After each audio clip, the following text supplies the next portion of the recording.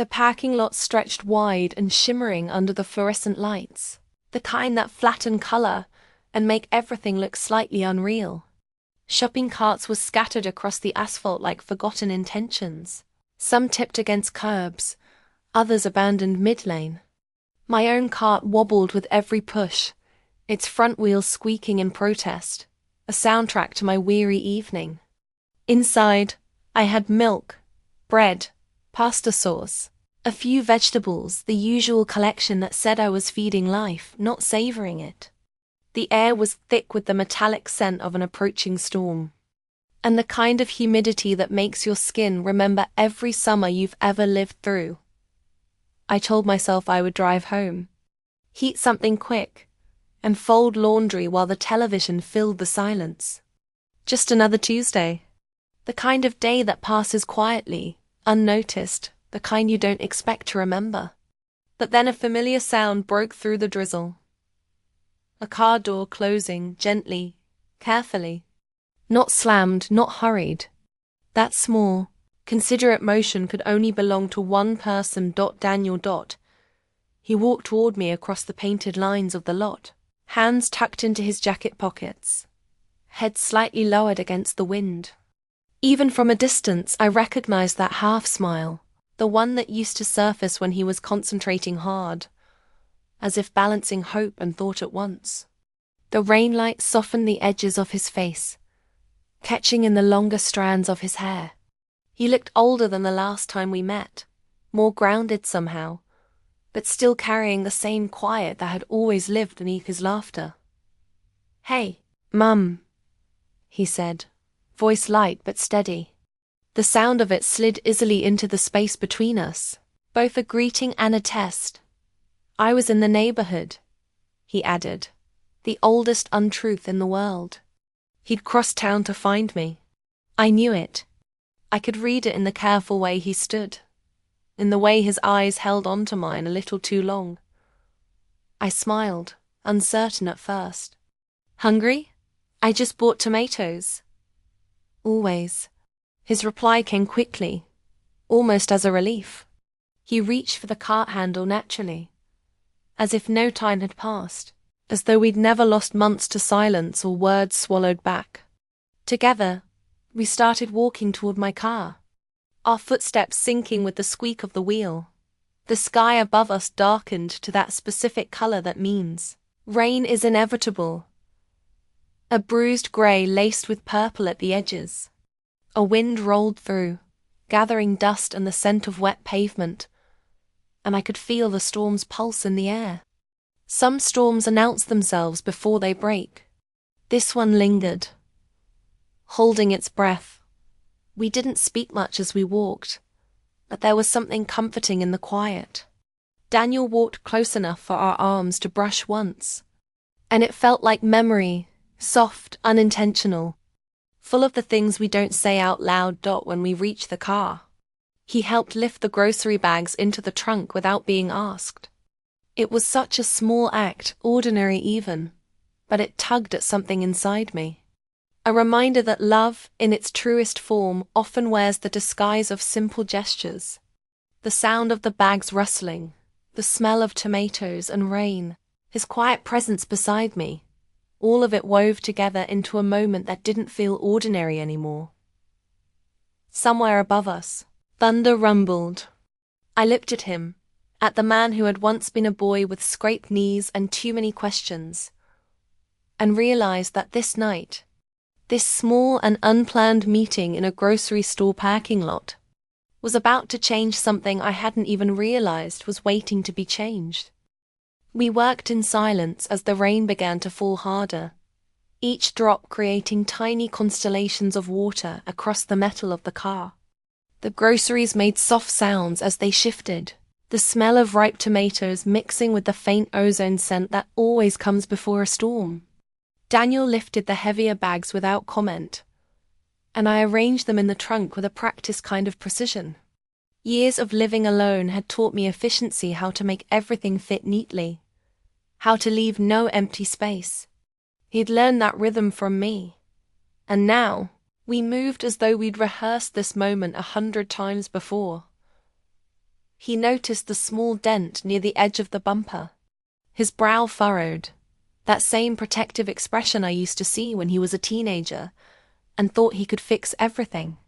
"You okay?" he asked quietly. "Fine," I said, brushing it off, though I felt the question linger in the air. "Just one of those parking lot surprises."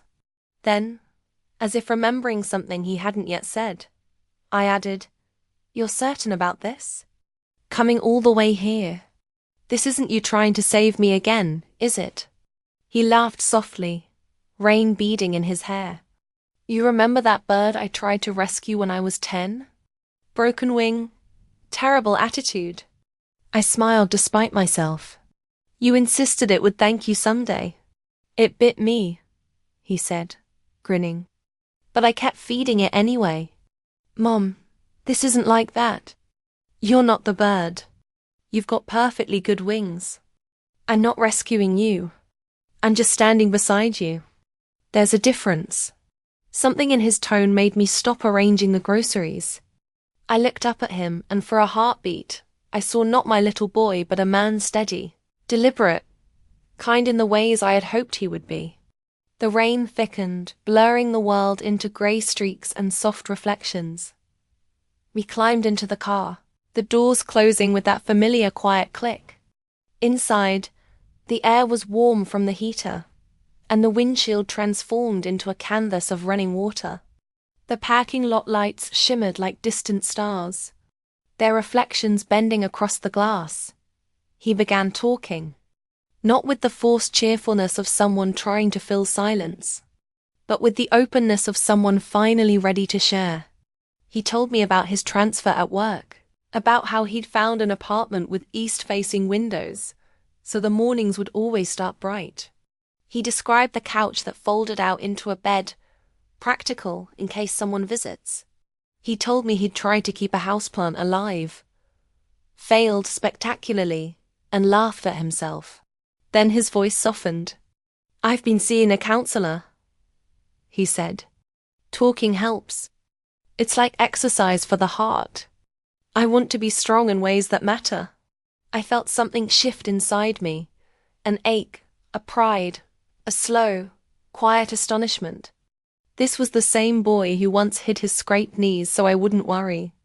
Now he was learning to show his scars. Then, after a pause, he said, "I was wrong about the argument after the funeral." "I'm sorry." His voice didn't tremble. It wasn't a plea for forgiveness. It was a promise to do better. I didn't answer right away. Instead, I let the rain fill the silence, its rhythm soft and steady against the roof. I turned toward him, my eyes tracing the profile I'd known since before he could walk. He wasn't that boy anymore, and maybe I wasn't the same mother either. Somewhere between the words we didn't say and the storm outside, something unspoken began to heal. The wipers swiped across the glass, clearing the view for just a second before the water returned. And in that brief clarity, I realized that the distance between us had been an illusion. We'd both been standing in the rain, waiting for one of us to reach out first. The rain softened to a steady rhythm, a background hum that made everything inside the car feel suspended in time. I watched the droplets chase each other down the glass, blurring the lights of the parking lot into streaks of gold and silver. There was a calm in the storm now, a strange stillness that seemed to hold space for what neither of us had yet said. Daniel sat with his hands resting loosely on his knees, the same hands that used to reach for mine when crossing streets, the same hands that once built cardboard forts in the living room. I looked at them now, broader, steadier, marked by years I could never take back. "Remember when you were 9, I said quietly, surprising myself with the sudden pull of memory. "You wanted to ride your bike without the training wheels." He smiled, eyes still on the windshield. "You promised you wouldn't let go." "I lied," I said. "You were furious. You turned around and realized you'd been pedaling on your own for 3 whole houses. You didn't talk to me the rest of the afternoon." He chuckled softly. "Yeah, But when I realized I'd done it by myself, I couldn't stop riding for hours. I wanted to show you I didn't need you to hold on anymore. You never really stopped showing me that, I said, only half teasing. He turned to me then, the reflection of the dashboard light soft on his face. You never really let go, Mom. You just ran beside me where I couldn't see. The words landed somewhere deep, the kind of place where fear and love are tangled together. I swallowed hard. It wasn't just nostalgia that tightened my throat. It was the truth in what he said. I'd never stopped running beside him. Even when life demanded I slow down without thinking, I reached over and covered his hand with mine. His skin was warm, solid. For a long time, neither of us moved. The car became its own small world. The faint hum of the engine, the soft percussion of rain, our breaths sinking without intention. It wasn't silence exactly. It was the sound of something fragile being mended. I don't want to be your burden, I said finally. The words came out low, almost ashamed. I spent so long making sure you'd never have to carry me. He nodded slowly, his thumb brushing my knuckles once, reassuringly. You won't be, he said. You'll be my reason. There's a difference. I let out a shaky breath, one that felt like it had been trapped in me for years. His words were simple, but they cracked open something I hadn't realized was still sealed. For the first time, I understood that maybe love didn't mean protecting someone from your truth. Maybe it meant letting them stand beside you, even in the dark. Outside, the rain intensified again, as if echoing the shift between us. The sound was steady, cleansing. I watched it flow down the windshield, turning the parking lot lights into soft halos. What if I say yes? I asked quietly, to what? He asked, though I think he already knew. To letting you help. To letting you in. He smiled, small but certain. Then we'll move slow. We'll make lists. We'll argue about what matters most, and probably both be right. We'll laugh. We'll learn how to do this together. Something eased inside me, the tight, constant readiness to manage everything alone. The storm no longer felt threatening. It sounded like renewal, like the world washing itself clean. I leaned back in my seat, still holding his hand, and for the first time in a long while, I didn't feel like I had to brace myself for what came next. I just let it rain. By the time we pulled into the driveway, the rain had softened to a mist, the kind that clings to your skin like a secret. The porch light cast a warm circle across the wet pavement, and for a moment I just sat there, watching the steam rise from the asphalt. The world felt quieter than it had in months. Daniel carried the grocery bags inside without waiting for me to ask, his movements easy, unhurried, as though he already belonged in this space again. The door closed behind us with a soft click, sealing out the weather, and leaving only the steady hum of the refrigerator and the faint ticking of the wall. The kitchen smelled faintly of this morning's coffee and the lavender candle I'd lit before leaving, hoping to chase away the heaviness that had followed me through the day. Daniel set the bags on the counter, and I found myself studying him as he moved. The way he automatically put the eggs aside so they wouldn't break. How he rinsed his hands before handling the vegetables. It was such an ordinary act, and yet something in it made my throat tighten. I realized I could imagine this scene again and again. Him here not as a guest, but as part of the rhythm of the house. We unpacked quietly, the rustle of paper and the clink of glass jars filling the silence. Tomatoes, bread, milk, each item finding its place. It felt symbolic somehow, this small act of creating order together. He knew where everything went, even after years of living apart. The way I stacked cans by size, the way the spices were alphabetized, not because it made sense, but because it made me feel calm. He moved through it all with gentle familiarity. When the last bag was empty, he leaned against the counter, watching me with an expression that was both steady and soft. I straightened instinctively, an old reflex, the posture of a mother who's always bracing for a question that might sting. But when he finally spoke, his voice was low and careful. "Mom," he said, "when you're ready, I want you to tell me everything. About the doctor's appointment. About what's been keeping you up at night. About the things you think you can't say out loud." The words settled between us like the final drop of rain from a storm. I looked at him, really looked, and saw no judgment there. Only love, patient and unhurried. For so many years, I'd folded my fears neatly, tucked them into hidden corners, the way you hide linens no one needs to see. I'd convinced myself that silence was strength. But now, faced with the quiet steadiness of my son, I felt the first fragile urge to unfold them. "I will," I said after a long pause. "Maybe not all at once, but I will." My voice was soft, but it didn't tremble. He nodded, no push, no expectation. Instead, he reached for the loaf of bread, pulled out 2 slices, and slid them into the toaster. The click of the lever sounded louder than it should have, followed by the hum of the coils heating up. The kitchen filled with the warm, comforting scent of wheat dot. It was such a small thing, toast at the end of a long day, but it felt extraordinary. He didn't try to fix anything, didn't try to fill the silence with solutions.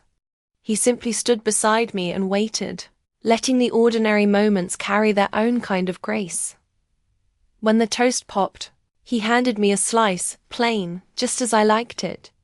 Our fingers brushed and I felt a spark of something tender and familiar. I smiled, a quiet, real smile that reached my eyes for the first time in a while. We ate in silence, the soft sound of rain against the window blending with the hum of the kitchen light. And for the first time, I realized that maybe healing didn't arrive all at once. Maybe it began with something as small as shared toast and the courage to start talking again.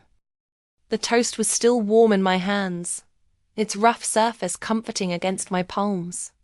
I took a slow bite, tasting the simplicity of it. Bread, warmth, familiarity. Daniel leaned against the counter opposite me, chewing quietly, his gaze thoughtful but unintrusive. The silence between us wasn't empty anymore. It was full of something steady and alive, something we hadn't had in years. The kitchen light hummed softly above us, its glow wrapping the space in a kind of domestic calm that felt sacred. Outside, the rain had stopped completely, leaving behind the faint, clean smell of wet earth drifting through the open window. I glanced at him and saw the boy he used to be flicker beneath, the man he'd become. The boy who once brought home stray kittens and science fair trophies, who always believed he could repair anything with a bit of tape and patience. But now, there was a new steadiness in his expression, something deeper, a quiet understanding that fixing wasn't always the goal. Sometimes, love meant simply standing still beside someone and letting them breathe. Swallowed the last bite of toast and set the plate down gently. "You know," I said softly, "it wasn't just what you said in the parking lot that got to me. It was how you said it. You didn't talk to me like I was fragile. You talked to me like I still mattered." He looked up, a faint smile tugging at his lips. "You always mattered, Mom. You just forgot for a while." The truth of it hit me gently, like a wave that doesn't crash but lifts you instead. For years, I had lived inside my strength as if it were a fortress. Impenetrable, lonely, necessary. I told myself it was my duty to keep standing, to be the steady one. That sitting here, across from my son, I realized how heavy that armor had become, and how love, real love, doesn't ask you to carry it alone. We stayed like that for a while, saying little, letting the world outside fade into quiet. I could hear the faint drip of water from the eaves, the ticking of the cooling toaster, the low rhythm of our breaths. Each sound folded itself neatly into the moment, ordinary and perfect. Daniel pushed his plate aside and leaned forward on the counter. You don't have to be the strong one all the time, he said. You taught me how to stand on my own. Maybe now it's my turn to stand beside you. I felt tears gather before I could stop them, not from sadness, but from the relief of being seen. Fully, without expectation or pity. I reached out, and he met me halfway. Our hands resting together across the countertop. His fingers were calloused, warm, solid. It was such a simple touch, yet it felt like a bridge being built between the years of silence and everything that would follow. For a moment, I imagined his new apartment, those east-facing windows he described. Light pouring in every morning like forgiveness. I pictured Sunday mornings, him reading the paper while I stirred soup on the stove, laughter threading through the air like music. It wasn't a fantasy of dependence, but of partnership. Two lives running parallel, occasionally intersecting, holding space for each other. I looked at him and saw not just my son, but the future. A future where I could finally exhale, where I could stop pretending that self-reliance was the only kind of strength worth having. I could rest. I could let someone love me without guilt. He smiled at me then, a small, knowing smile that carried the same kindness as the night he first said, "Hey, Mom," in that glowing parking lot. And I realized that this quiet kitchen, this simple moment of being cared for, was the real revelation. For the first time in years, I felt lighter. Not because life had suddenly become easier, but because I no longer had to face it alone. I reached for my cup of tea, now gone lukewarm, and lifted it anyway, taking a sip as if sealing the promise between us. The world outside was still damp, still dark, but inside, everything felt new, calm, full and waiting. I looked at Daniel, and the thought came unbidden but true. Nothing between us would ever be quite the same again. And for the first time in a long time, that didn't frighten me. It made me feel alive.